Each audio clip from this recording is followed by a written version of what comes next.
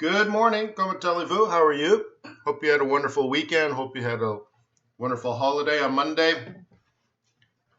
Pretty interesting. I was across the street from the Martin Luther King Jr. Memorial or Museum, whatever you want to call it, on Martin Luther King Jr. Day. And all of a sudden, the governor drove by, and there was like 50 police on motorcycles and stuff. Pretty exciting. So good to see you. Hope you had an opportunity to spend time with your family. They're like, who are you? Who's that weird person living in the kitchen on his laptop? So anyways, good to see you. Let me remind you that trading is risky, not appropriate for everyone. Your past performance, good or bad, is not necessarily indicative of future results. Please stay small, stay humble, focus on the long run. Never risk money you cannot afford to lose. So my name is Wayne. I'm the Chief FX Market Strategist for TradersWay.com. Thank you for coming here to the Forex.Today YouTube channel for yet another foreign exchange trading opportunity. Hang on. Turn some spotlights on. A little better. So please get involved, ask questions. That's the best way to learn. Today we'll cover dollar pairs and yen pairs, cover gold and oil. What do you think? That's pretty much it, right? Good morning, Daniel.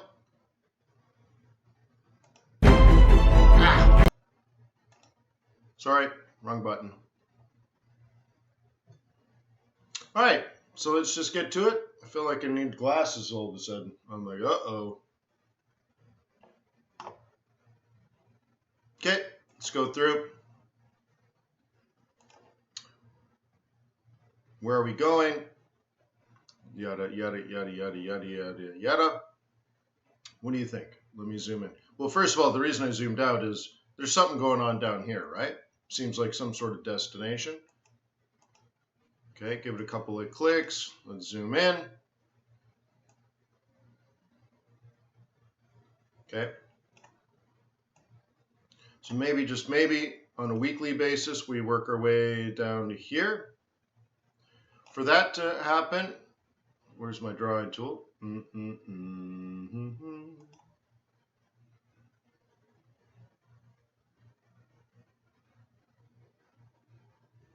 Winsley is in South Africa. South Africa.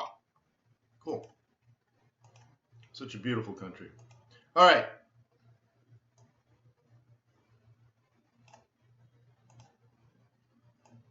So that's one plan for a bears, right?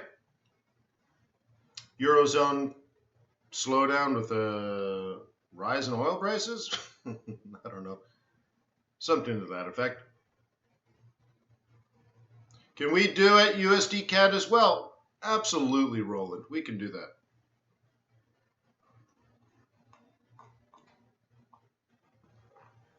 that. Okay. Can you see what I'm thinking here? I'm asking myself basic questions too, like, is this an uptrend? The answer is no. Is this an opportunity for a counter trend? Yeah. But it hasn't really happened yet, right? So might as well stay a bear. Might as well stay a bear. Be different if we're up here, right? Because then you'd buy a dip. So, right. So for now, maybe just stay a burr if it's burrable. Okay, you see what I mean? So that means Canadian dollar appreciation, perhaps. And then, again, going back to where we were, there's the context of where we might be going. Okay. Now, the opposite can be true if you're pro-euro, anti-Canadian dollar. You're a bit of a front run, right? Bit of a front run for February. You could start setting up the upside.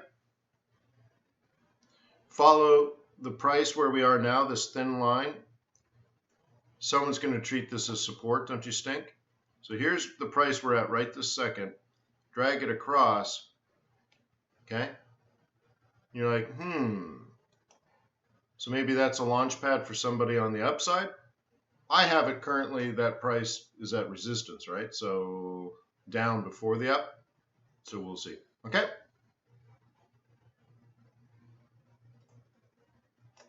So I would say right now the odds are on Canadian dollar more than euro.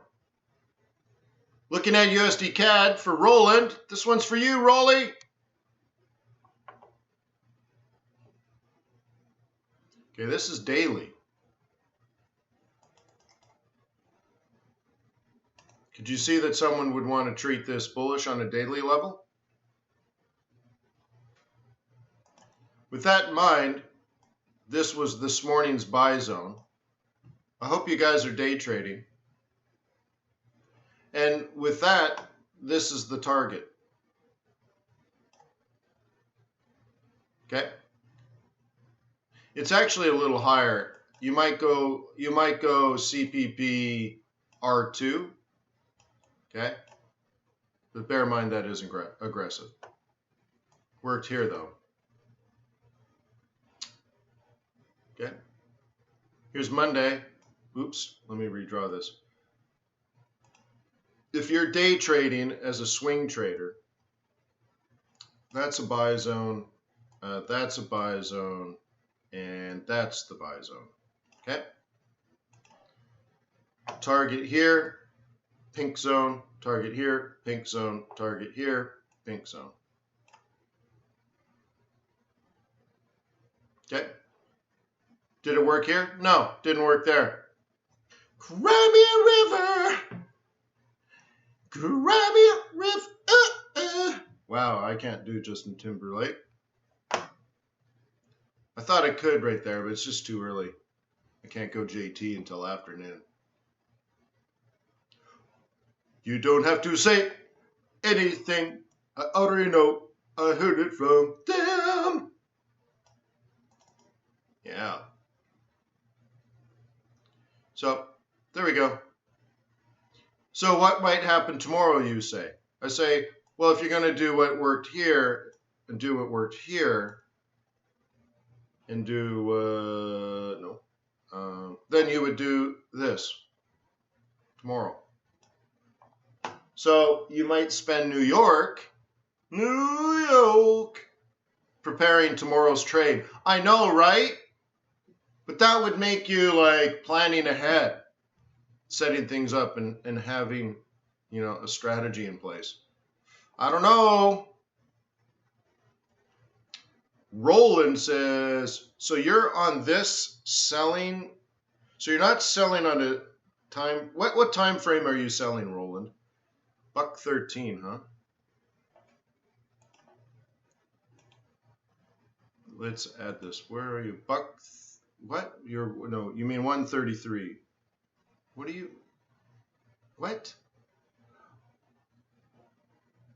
What do you mean you're selling 30-minute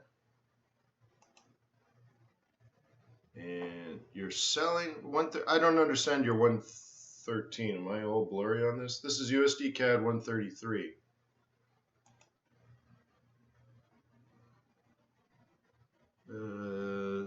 So you must have mistyped it.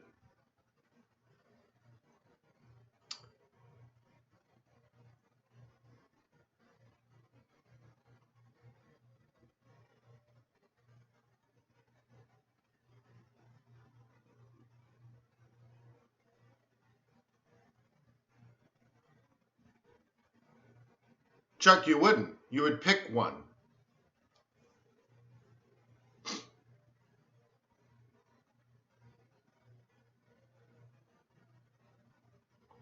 Yeah, okay, let's try to get this. I don't know what Roland is doing. Let me try to change it so we can figure it out. 113. So obviously you don't mean 113. So you mean 133. Yeah. 30-minute chart entry was 133. Okay, let's take a look. Let's go. Now, just the price is a little weird for an entry, but because you're not at a psych level or a midpoint psych level or anything. So you're at 133, 33, 33. Okay, let's see. Okay, so I get it. So you shorted up there. So it's a counter trend, right? and you got the daily. The daily was on that too. Okay, it's okay, but boy, I'd much rather you be trend trading than counter trend trading, Roland. So like, what could you? How much pips would you possibly make on this, right? Okay, in the beginning, there's only this. Now, you might be thinking here, but for you to do that, you really should have a reversal pattern first. So this trade is a bet. Okay, Roland? I mean, it's a great entry. Well, it's not a great entry. It's a little late. You should have been, if you're going to bet like that, you should have bet like pretty much on the numbers, right on the money here. But what you're saying is, oh, I bet you anything it won't go any higher. What I'd rather you do is say, well, you're a bear for fundamental reasons or something, and that you need a reversal pattern up in here, and you believe that that's true because it's a Monday. Okay? Early in the week, you hit the weekly target. Okay? So it's like you're doing the right thing. I would sprinkle a little more finesse on there. That's all, okay, Roland? You're selling in currently an uptrend. Yeah, well, it doesn't matter, Jimbo. I'm talking about entering. I'm not criticizing the strategy. I'm criticizing the amount of risk taken with the entry. Okay, Jimbo? So if you're like, this is clearly down, great, because my other chart says buy CAD anyways, right? Good. Okay? But you still need a reversal pattern. I mean, it was up for a week and a half. Surely you could, over the course of 8 hours, you can wait and get a reversal pattern first, right? Otherwise, it's just a bet. It's just a gamble.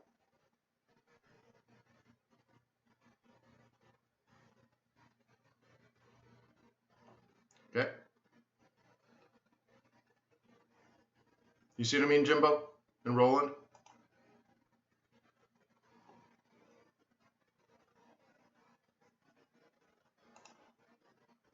Hey, it's the right place to look for a reversal. So now look for a reversal. WTI, baby. Breakout, pullback. What? Nice. It's going the way I want it to go. Okay, so now we need something like this week.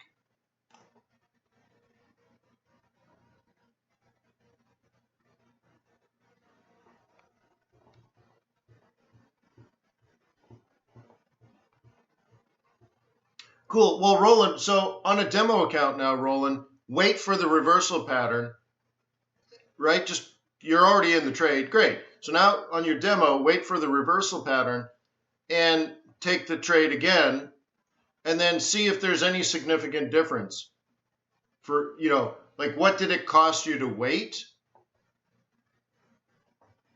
And I bet you'll get the same price, maybe even a better price, but you'll assume significantly less risk, and probably like 70% less risk, because there's a difference between selling at a place where others are going to take profit versus selling where other people are selling, right? So bulls are selling there, and you want to enter when bears are selling. Okay, so anyways, enough with that. So this is the buy zone if you're a bull, and we need this to hold, right? Especially if you got a monthly here and a weekly here, and this is your Alamo. Okay. So if this moves up, what will happen to CAD?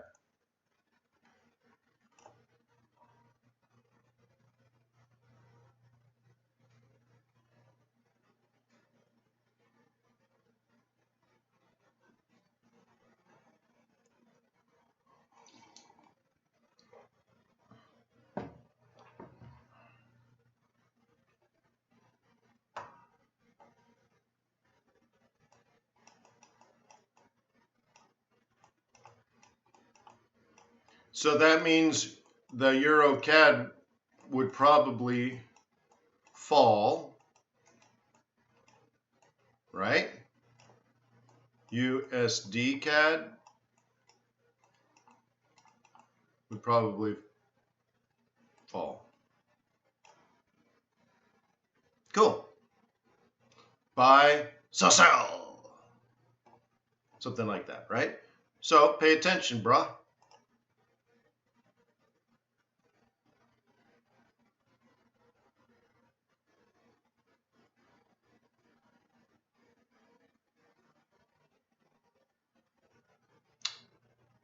Sure, Colton. Working my way there now, in fact. Okay. If I were a swing trader. Okay. Where's this? The swing is here. Went a little too far, huh? So that puts us in a tough situation because what we wanted was this, right? We didn't want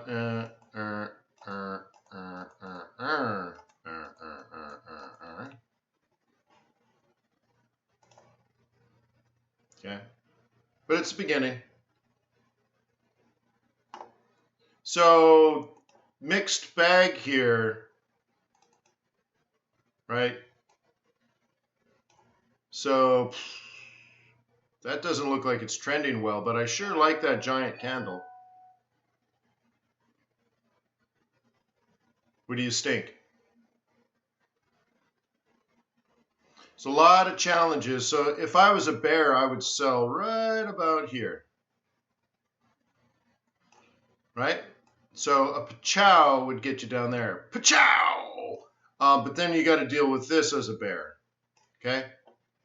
A bull took a shot here, but a bull isn't going to feel confident about it until something like that happens. Okay? Maybe that would set up.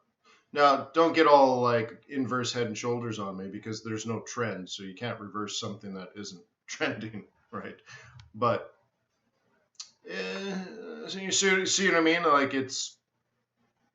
I wouldn't get excited about this, except if I was a bear waiting for a selling opportunity, right? Like somebody sold obvious resistance, right? So check this out. This is the bear sell zone. This is a bear swing. Swing bear, right? So that's a proper swing. That's a front run. Here's the Monday morning entry, the new week entry. So someone took it there. So we know there are swing traders here and here. What's their target? Good question. Quite right. Their target is here. So this is what someone did. They sold this, which is fine. Perfect. Okay, that's a front run. Here's the new week entry. And now what they're going to do is this. Okay? That's what bears are thinking. That's what bears are actually attempting. It's not just thinking, they're actually doing it. Okay? And that is risk off. Not good. Okay. So, our hypotheses in July of 2018. We said January, the stock market would fall hard until the third week of January. So from week 1 to week 3, we said down in the stock market. Then we said it would rally, actually down to week 2. Then we said week 3 would be a rally, but it would not make higher highs. And then like week 4 and into February, the stock market would decline again. Is that exactly what we talked about in July? That would have, since I said exactly, then it's a yes or no question. It's not like, well, mostly. Is that what we talked about in July 2018? The stock market would come down hard in the first 2 weeks of January. There'd be a false rally in the third week, and then we'd resume the downward trend after the false rally. Right? How many people will confirm that's exactly what we talked about in July? as they say in Georgia. 2 people say yes. Okay, well, Chuck says mostly. Where did I veer off, Chuck?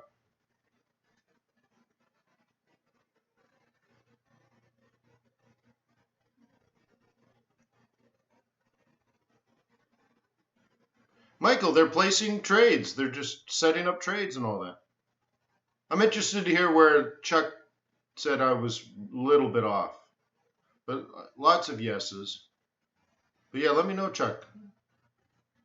Either I misspoke or you misunderstood, or don't worry, I'm not upset. Might be an opportunity to learn for all of us is all I'm saying. So anyways, that's cool, right? So there may be a risk off today, right? This week. This is where I would be not surprised at all. Oh, okay, good. Okay, everyone says yes. Now like 25 people say yes. Thank you. Okay, so then in that case, I'm not suggesting the stock market's going to fall today.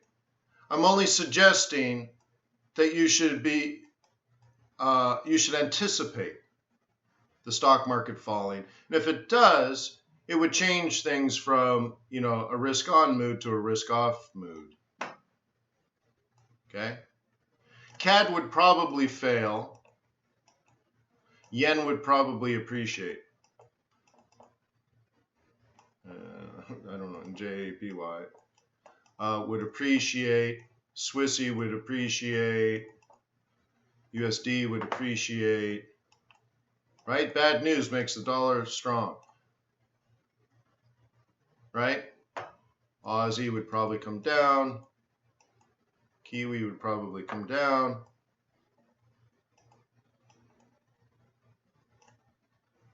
Now, gold is interesting, right? It's either a safe haven or an inflation hedge.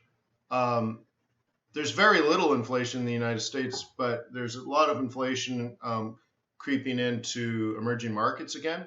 So you might want to watch inflation in those countries and maybe. So think of a foreigner, like what would they buy? They'd buy dollars and they'd buy gold, right? Now they're supposed to be opposite, but I don't know. It's a different world, right?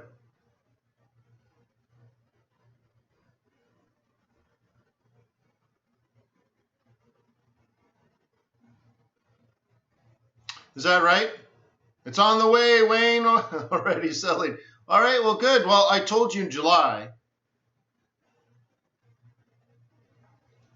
right? I mean, so whether I'm right or wrong is not important. But the thing is, if we talked about it in July and again in August and again in September and again in October and again in November and again in December, and here it is 3/4 of the way through January, I'm talking about it yet again, like quite literally for the 100th time. Why is it that most people still don't plan for it? That's like the big question, I think. There was a time, I can't remember if it was 2018 or 2017, but we talked about something like this over and over and over again, and then it happened. Then I asked people, like, well, if you had a crystal ball and it told you the S&P 500 was going to fall in the fourth week of January, why did you ignore it? And if it worked if it worked 3 times earlier and you're still ignoring it, why? Right? Like, so I don't know. So we'll see what happens. I think this week and next week will be very important to such things. But remember, they're only hypotheses. Okay? From that, you use technical analysis to confirm or deny the hypotheses in a fashion like scientific methodology. Right? You start with the hypotheses, and then you go, lock yourself in the lab with a pen and a pad, right?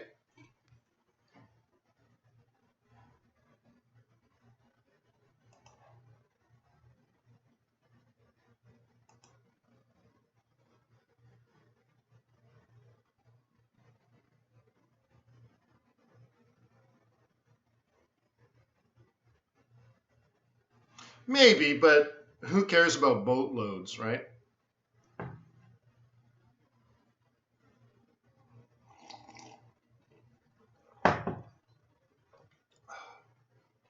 Remember, if you were an institutional investor last year and you made 5% for the year, you'd be one of the best traders in the world. And then when I say, I'd like you to try to make 5% a month, you laugh at me because it sounds so small.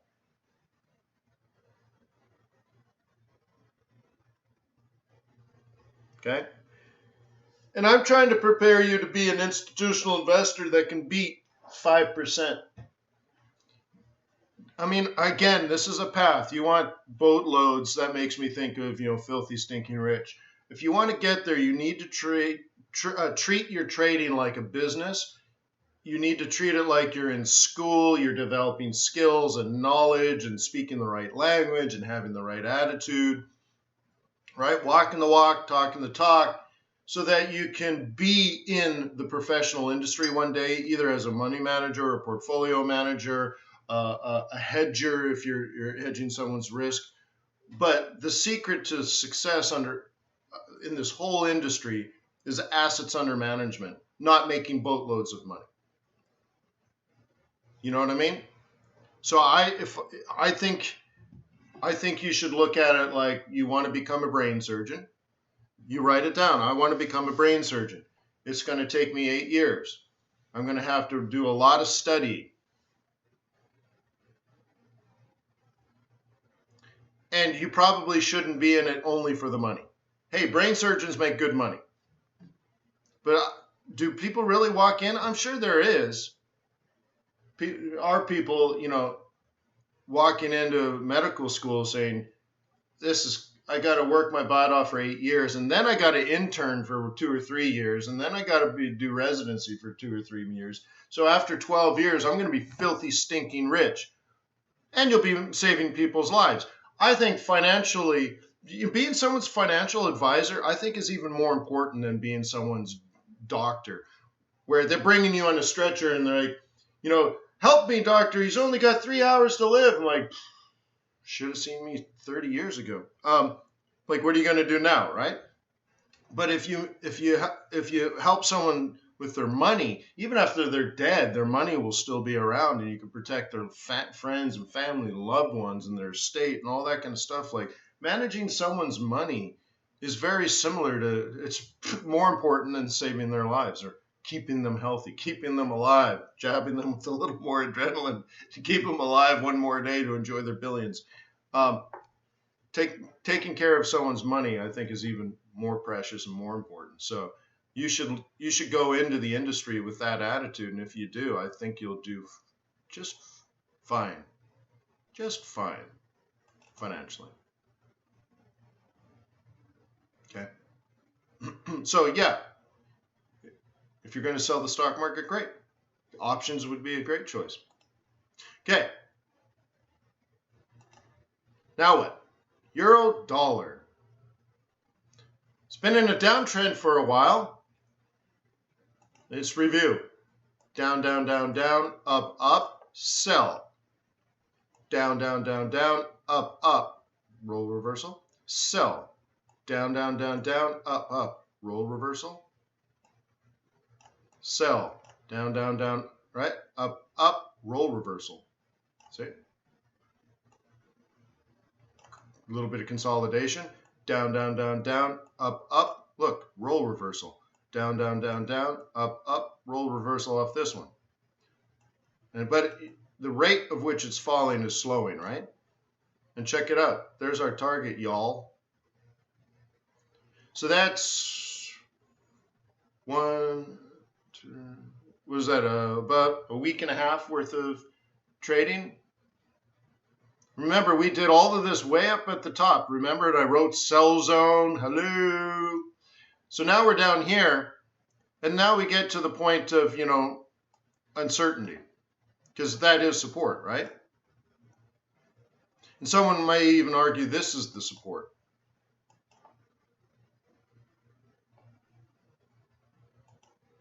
So what do you want to be here? Well, I already have a lot of things in place. If the stock market falls, this will probably continue falling. But what if you don't want the stock market to fall? What if you still believe in the rally? Great, okay. Well, this isn't an uptrend, but you can see that it's definitely the rate of change is slowing. So you would start looking for stuff like this, guys, if you wanted to be a bull. Okay, so you wouldn't enter until like here. You need the higher high. Otherwise, you're just a degenerate gambler.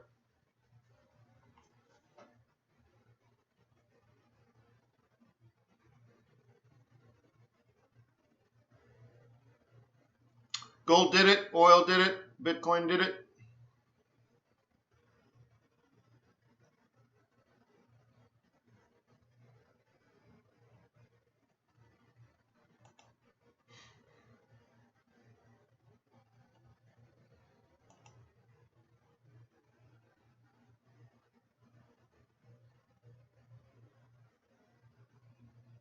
No, you know,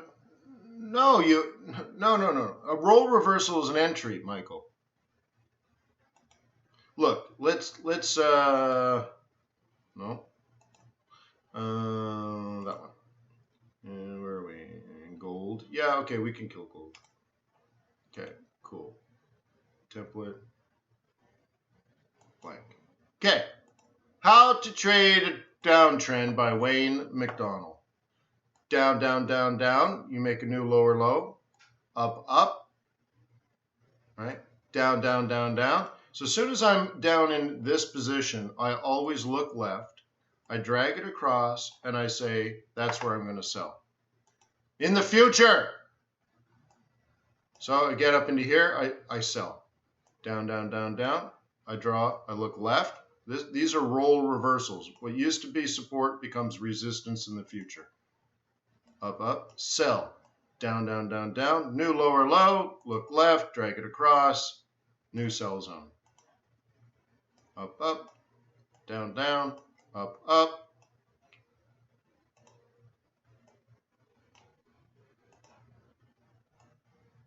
Okay. It is technically reversed. Yeah, why not? If you're trend trading, not Brooke, who asked it? No, someone else walked it. So I'm buying or selling counter. All right, so Brooke's going on about something else. All right, so yeah, so that's right. So anyone interested in that, and by the way, you need to know price action. This is all price action. You need to take the price action trading course at FX Bootcamp. If you don't understand that, you don't know how to trade. That's just it. It's not everything, but it's almost everything. Okay. You guys need to be able to do that in your sleep, guys. If you don't know how to do that, you're not gonna you just don't know how to trade. It's not that you can't be successful. You just don't know how to trade. Not even the basics. Not even the. It's like a toddler learning to walk. Like, you need to know how to walk. If you can, it'd be ideal. If you can't, we'll make a wheelchair for you. But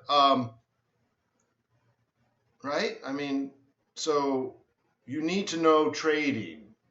That's not even a good example. The walking thing's not even a good example because you don't have to learn. You don't have to walk to be successful. But you need to know price action to be a trader. So I don't know what the example is.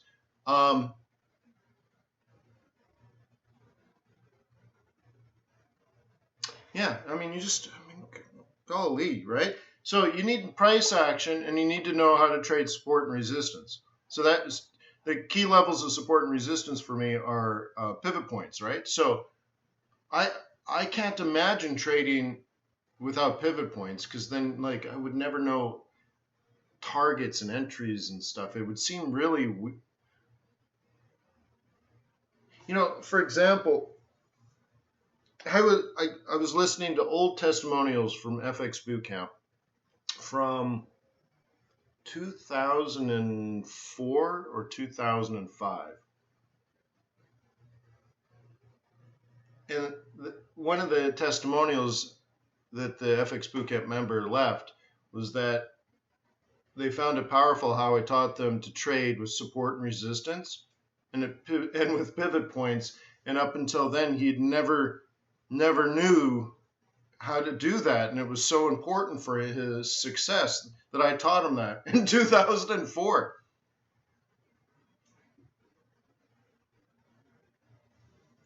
To give you an idea, that's 3 years before YouTube was invented. I mean, that's a long time ago, guys. You need to know how to trade support and resistance, whether it's price action support and resistance or market action price support and resistance, which is pivot points. And really, everything else you can throw away, in my opinion. Not that you can't use it, not that it doesn't work or anything. I think everything works. So you can definitely throw in Elliott wave if you want, and all kinds of oscillators and combination of moving averages. And I've always preached that it doesn't even matter which ones, as long as they're meaningful tools to you. But if you don't know how to trade price action, you're going to fail at absolutely everything.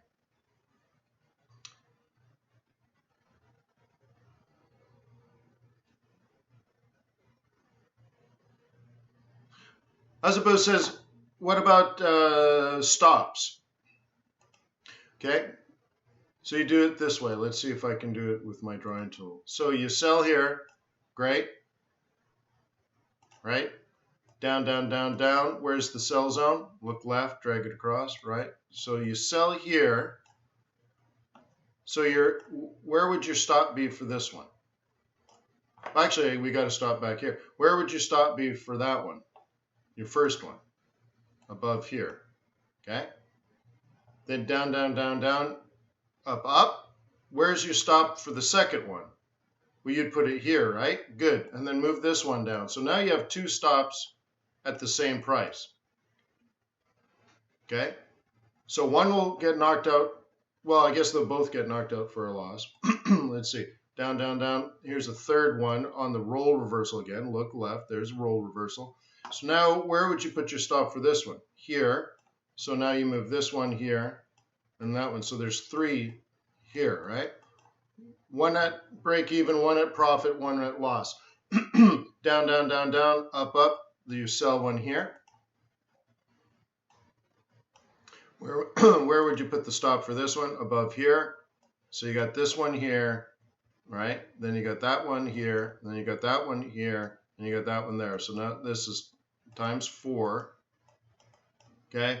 No real lower low, no real lower low, no real lower low. Finally, a good lower low, right? So you look left, drag it across. There's your next one. Where would you put the stop for that one? Well, you put the stop above here. So now you got this one, plus that one, plus that one, plus that one, plus that one. Okay? And you keep doing it until one day it goes pop, pop, pop, and takes you out of everything. Right? So you get one loser, one BE, and 3 winners. Right?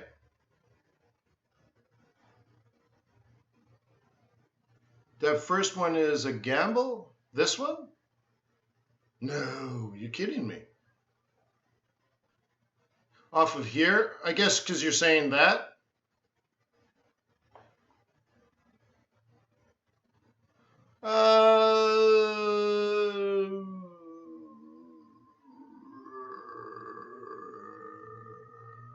Maybe. It's hard to, I don't quite remember the situation up in here. So maybe.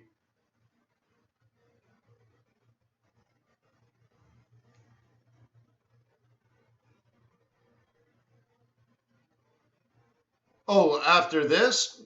No, see, no, I don't care about that. If I'm already a bear, I don't care about that. I already got the, okay.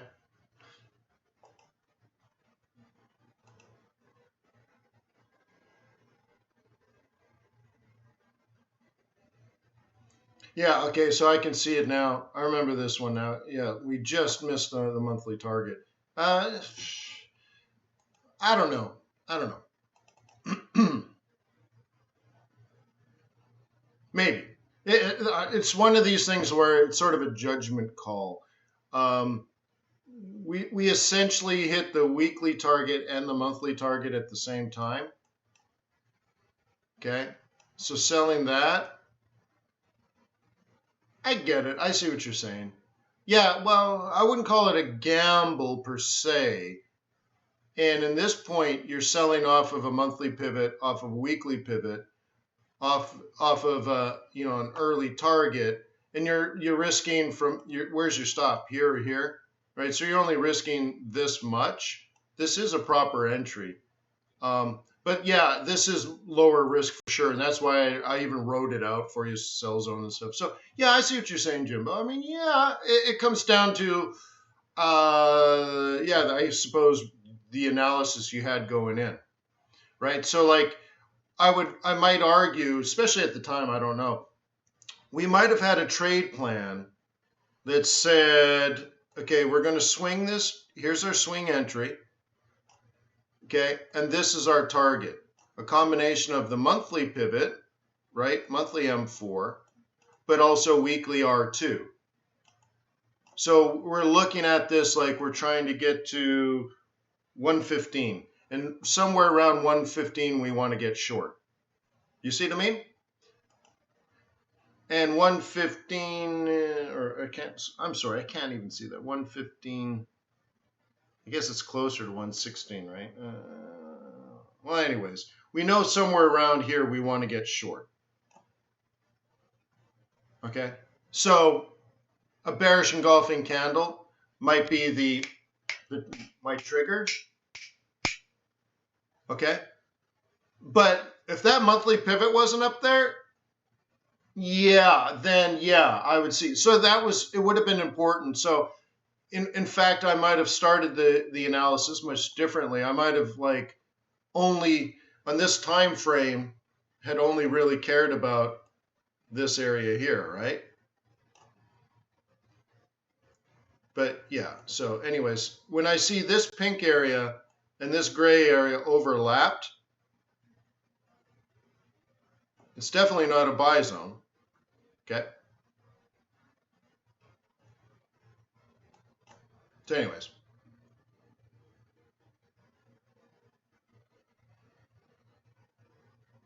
Yeah, how do I do? All right, so let's pick something different. How do I go from strategy to tactics? Let's move over to maybe a different dollar pair. Okay, that's Dixie, Aussie. Yeah, but we'll do Aussie. Okay. Do you want to be a bull or a bear? This goes to Imad. Imad, bull or a bear?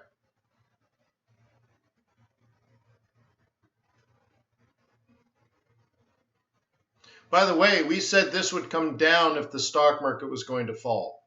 So you might be influenced by that as well. Bull or a bear? Okay, boom, you're done strategy, Imad. Now, I'm supposing you could give me all kinds of answers like a 5A cross down, an M3 as a top, a 618 Fibonacci retracement, all these things. And the potential for the stock market to fall this week that you had planned out 6 months ago. Remember, the stock market is unpredictable, right? It's a fact. Yet in July, we said the stock market would fall this week. Now, it's unpredictable, but whatever. So you throw all that together. Great. Now what do you want to do? Okay. You can see I've already got trade plans for you. So sell, right? Cool. And that's all it is. Where's the role reversal, y'all?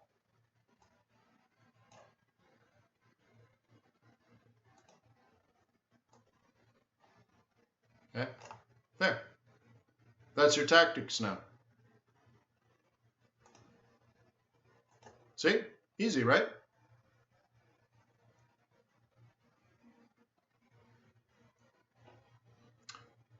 I mean, that's it. I mean, honestly, that's it. But if you want to know all the nuances and stuff, I'd say take the training course at FX Bootcamp. But that's how you trade. You start with a high level of analysis, both technically and fundamentally. Technically is looking at the daily chart and monthly pivots, for example, and daily 5/8 crosses and stuff. Fundamentally, it would be like the stock market falling this week, and that would make the US dollar strong. And maybe it's additional bad news out of China, which would make Aussies weak.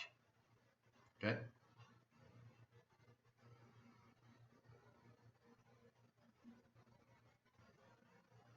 No, Stephen. Well, so is gold and Aussie correlated? I don't know if that's even true anymore, Stephen. So you would have to show me. Okay. Back before 2010, well, actually before 2008, that was definitely true. I'm not 100% convinced that it is now. I'd have to see. I just need new data. Right? And I'm not a quant. Kurt Worley was my quant, and he would bang that out for me. So I don't know. I need to see the data. And also, if gold probably go up if the S&P 500 fall. Yeah, maybe. I mean, it depends on who's buying and all that kind of stuff. If you've looked, like, gold hasn't really done much at all in a long time. So after the worst of the financial crisis ended, there was less need for gold as a safe haven, right? So, like, for example, why do you buy gold? Typically, it's to hedge against inflation, or it's a safe haven. Well, so what I was trying to say earlier in the conversation, emerging markets might be interested in gold, but, like, why would a developed economy be interested in buying gold? There's no inflation, so you don't need that to hedge. The world isn't crashing. We're not going out of control. So far, 75% of the S&P 500 companies reporting already are doing a really fine. They're great. I mean, it's not like the U.S. economy is crashing. The Chinese economy is only growing at 6.6%, which is huge, actually. But it's disappointing because Europe is a total train wreck. Okay? But so what I'm trying to get at, guys, is there's no inflation, and the world isn't coming to an end. And what people have been trying to do since 2008 recovery, so let's say since 2010, the big move had to do with yields. People were investing in yields. But gold doesn't pay a yield. So after this period here, once we realized the end of the world was not near, the zombie apocalypse is averted, then gold has not really been interesting. I mean, it's been mostly down, and then from what period? From about that low to about that high, gold hasn't done anything. So since 2015, gold hasn't done anything.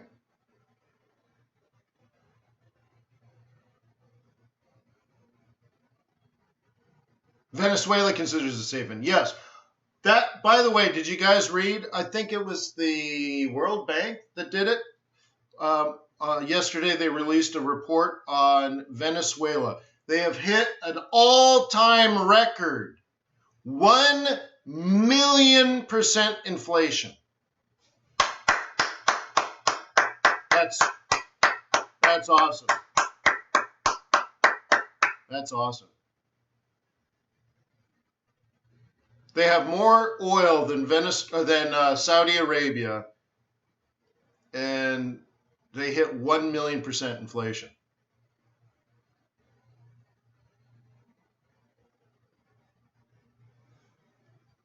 Amazing. Holy smokes. So I think now's the time to visit. So I'm going to see if I can get to Venezuela in the next 6 months and buy something.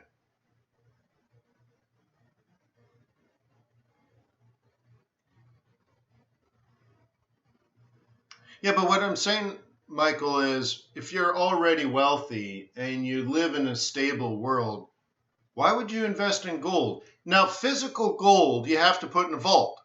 They call that a carrying charge.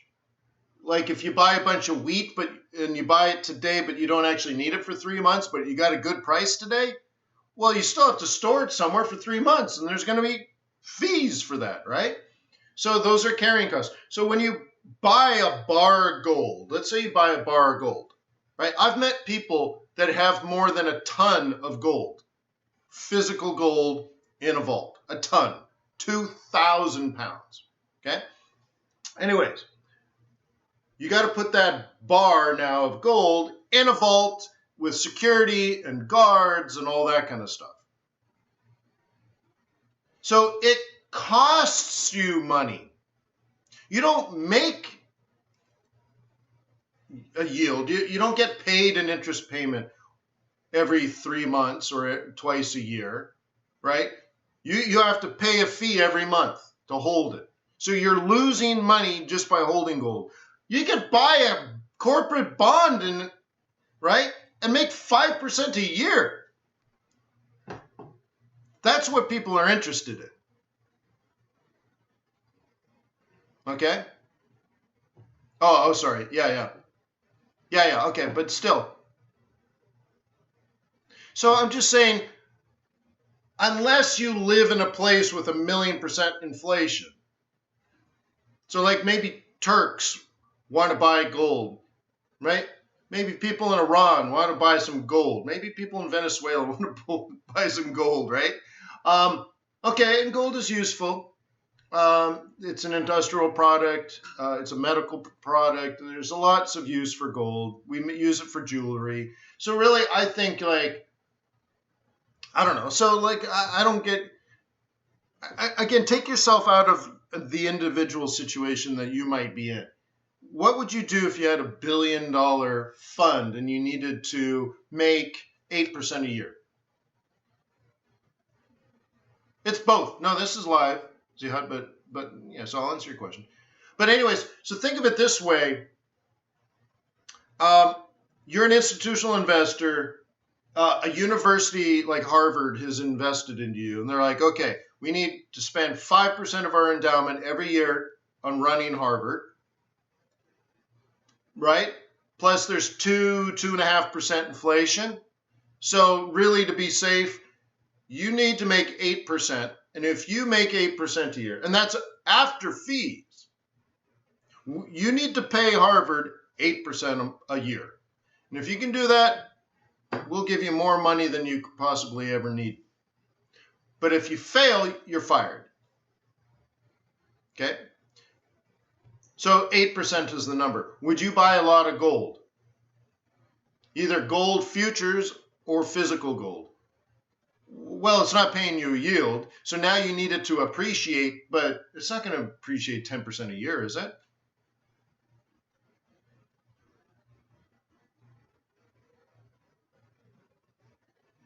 Yeah, Michael, that sort of, but not institutions don't really do that. Wealthy individuals, maybe.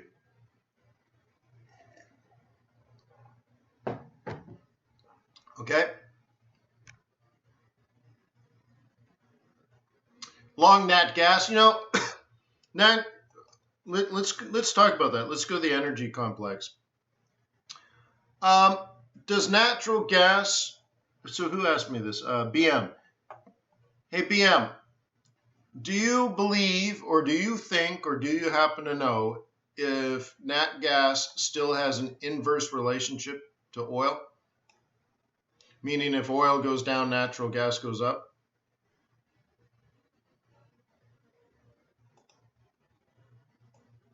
Guess we'll do it this way. Is that true or not? Because I don't know. I haven't traded nat gas in a long time. Well, it looks like it generally is, right? 4 hour. Okay, zoom out. So look at this. I already have oil coming down on Brent. Looks like, see, plan A and plan B, right? Plan A, retracement, plan B, reversal. So that worked out pretty nice. Anyways, I've forgotten the analysis of why we had it, but anyways, it looks like I'm mostly right. All right, so it looks generally like the old correlation is generally still true. Nat gas is generally down.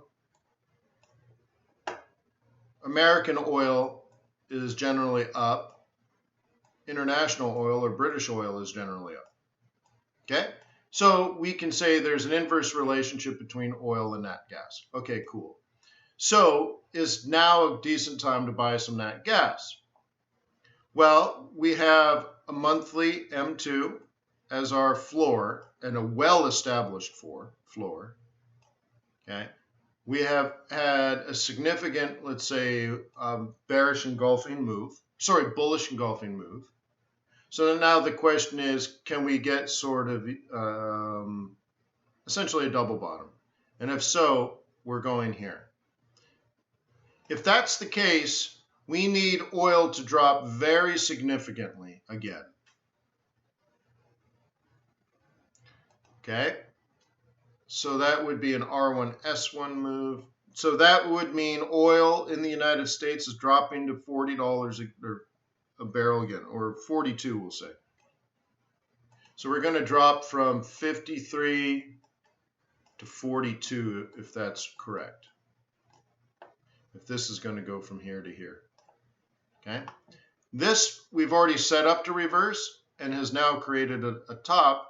So the next part of this would be a lower low, and then a lower high, and a lower low.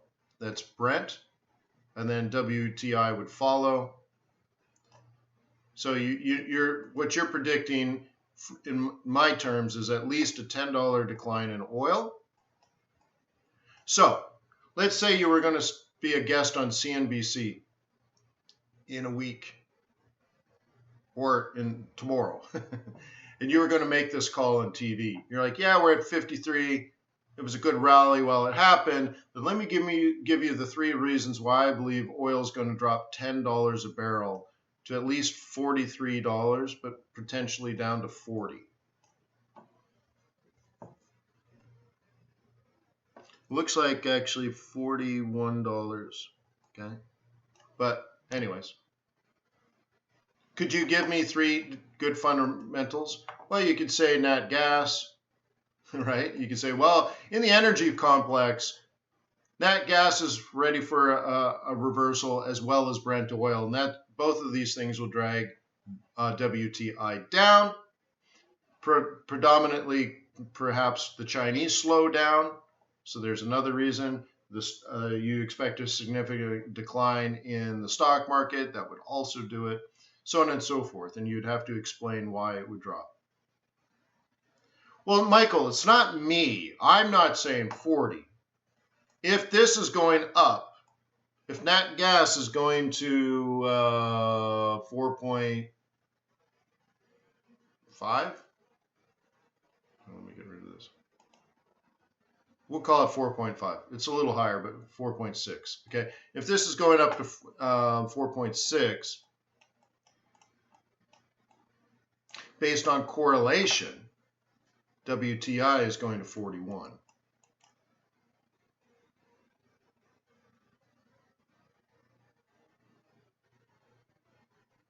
Okay? This is not going to happen without something like this. And Brent needs to come down to about retest basically $50. So, basically Brent is going back to 50 and WTI back to 40 if this is going to move up towards 5.0. Okay? My pleasure, BM. Greg wants to look at the Widowmaker. What's our time? Yeah, okay. By the way, I feel great. How about you guys? I feel great.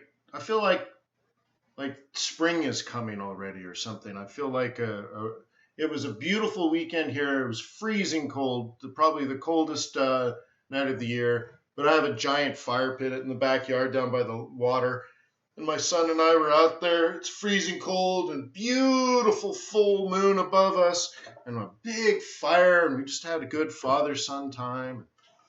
I spent a lot of time with the kids. I took them out for Korean food and stuff and just had a great old adventure. And I don't know, the world feels good these days. So I'm really grateful for our time that we spend together. It's a real motivating thing. I care about this hour, and I care about your success and all that kind of stuff. And just, I don't know, it feels good. Yeah, right on, Raymond. Raymond's having a fantastic week. That's good.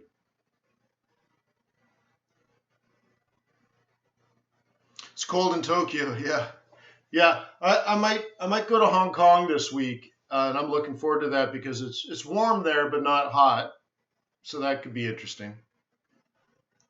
Not entirely sure though, but I might go and might jump on a plane like Friday night. There's actually a flight. For some reason, it leaves at 1 o'clock in the morning on Saturday, so it's Friday night kind of. So I might jump on that plane and zip out there for a week and a half, something like that. I'll be in Hong Kong for the Super Bowl. I'll be in Hong Kong for New Year's Day, I think, Lunar New Year, and then head home. But I'll take you guys with me, of course.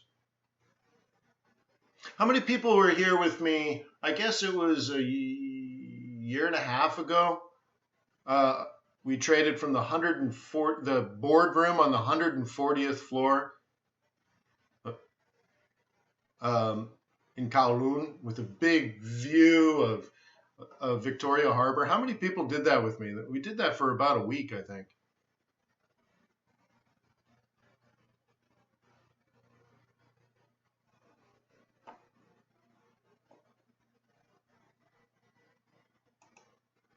Nobody? Nobody remembers that? It was the Ritz-Carlton? Oh, you were there? Yeah, that's cool. Yeah, the typhoon was fantastic. Okay, lots of requests for Beast. Sure, I'll do Beast. Fire pits are the best. Yeah, Jeremy's a redneck too, huh?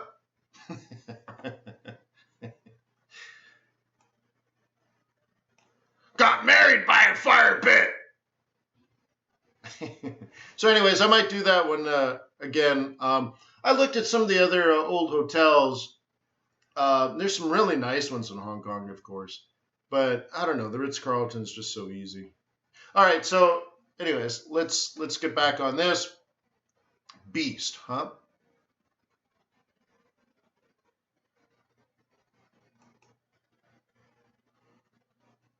Yeah, like the two stories of the Ritz-Carlton, I remember like one night, it was late, and I just finished my Japanese beer, and I'm like, oh, time for me to head back to the room. He's like, hey, would you like to take a beer with you back to your room? I'm like, what? He's like, yeah, I'll pack a little bag for you. I'm like, really? He's like, yeah. I said, well, can I have more than one? He said, sure, how many would you like? And I look at him, and I pause, and I'm like, I'd like 8. He said, okay. I'm like, whoa, whoa, whoa, whoa. He turned his back and he was on his way to the kitchen to get me like 8 beer. I'm like, whoa, whoa, whoa, whoa. I'm joking. I don't need to take 8 beer back to my room. He's like, anything you want, sir? I'm like, whoa, okay, that's cool. But no. What was the other one? Another one. I'm like, I asked the manager, I'm like, hey, can I smoke a cigar in my hotel room? He's like, I think you're in a non-smoking room. I'm like, yeah, I know. I said, I don't really want to change rooms, and it's too windy with the typhoon to go upstairs to the patio bar, but I need a place to smoke a cigar. He's like, you know what, sir, you're a loyal platinum member or something. He's like, you know what? I'll have a cigar sent to your room. You just tell me which one you want, and you can go ahead and smoke it in your room. So in my non-smoking room. So I did a Trader's Way webinar where we traded, and I'm in my room. Victoria Harbor's behind me. I'm smoking a cigar in my non-smoking room, which the manager of the Ritz-Carlton sent the cigar to me. You're like, nice. Thank you, Ritz-Carlton. That's so like, how can you give that up, right? Like, you got to go back. So anyways, off we go. Let's go again. All right. Where's the target? Yeah, you should find that video. I did the whole webinar. We're smoking cigars.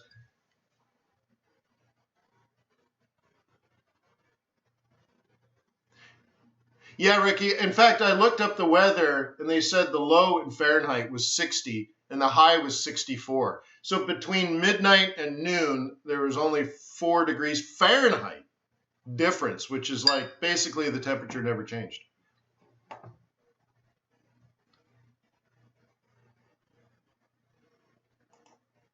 All right, so the first question always is, where are we going? Is this as obvious at falling as the other currency pair that we looked at?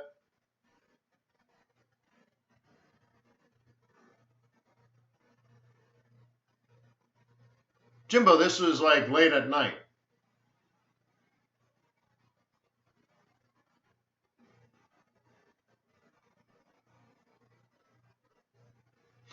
No, Jeremy, there's not going to be any surprises.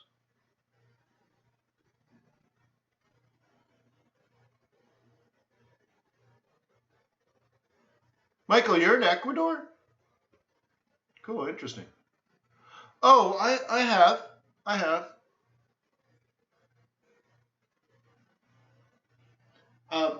So I have actually a smoking patio. So my house is sort of on a peninsula. So when I look out these windows, I'm looking east, west. I'm looking north. So I have north view of the lake. I have an east view of the lake, and I have a west view of the lake. So no matter where. So anyway, so I have a little area over here where I sit and friends come by, and we just sit out there, and it's really nice. And we get sun. Even on a cold winter day, we get more sun there. So it's just a nice spot to sit. Southern Ecuador, huh? Well, I wonder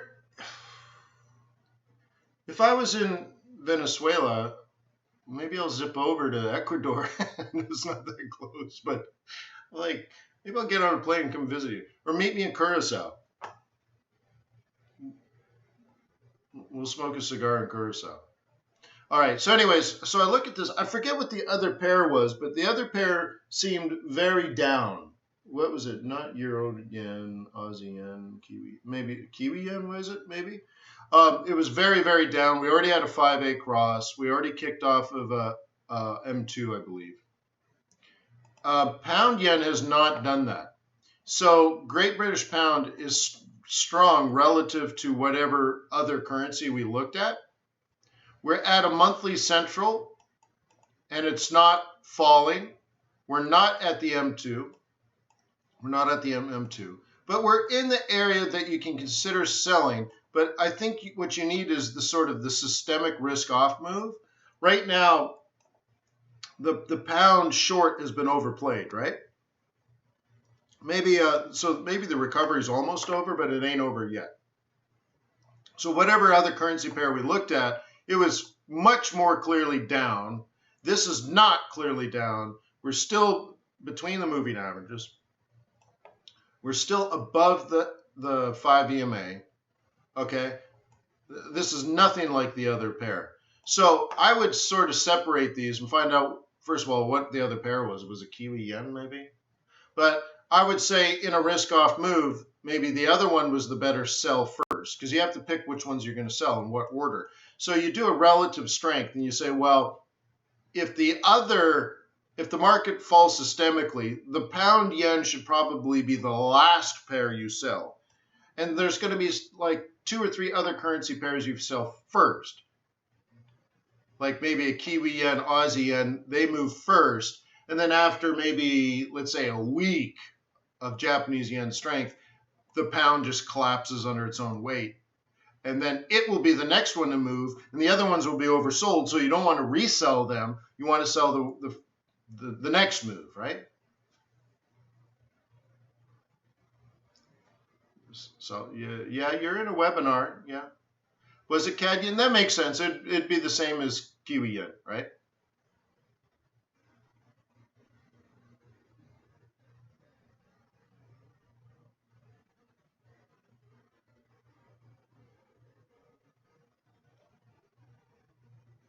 Okay. Does that make sense? Yeah, guys, if you're new, please take the opportunity to subscribe. So tomorrow, when I start tomorrow's webinar, you'll be invited. So you click the subscribe button, and then you click the little bell to say be alerted when I start these webinars. Also, I invite you to download my chart templates. The download link is in the video description. And then, leave a comment, do a like or something like that. But get involved with the community, right?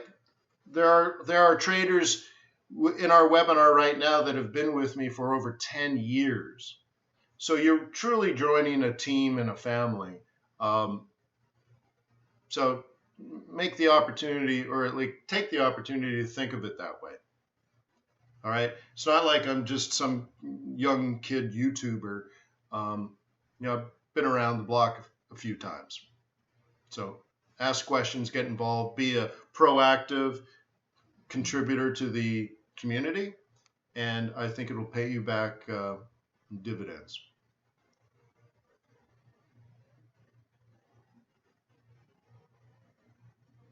Okay. So anyways, thank you for being on my team. Peace on earth. May the pips be with you. May your profits be above average. And again, I invite you to watch some of the other 4,000 videos I have on YouTube, and literally 4,000. And of course, please subscribe. Click on the Forex.Today logo and become a subscriber. Thank you very much, guys, and I will see you tomorrow and the next day and the next day. Cheers up. Bye.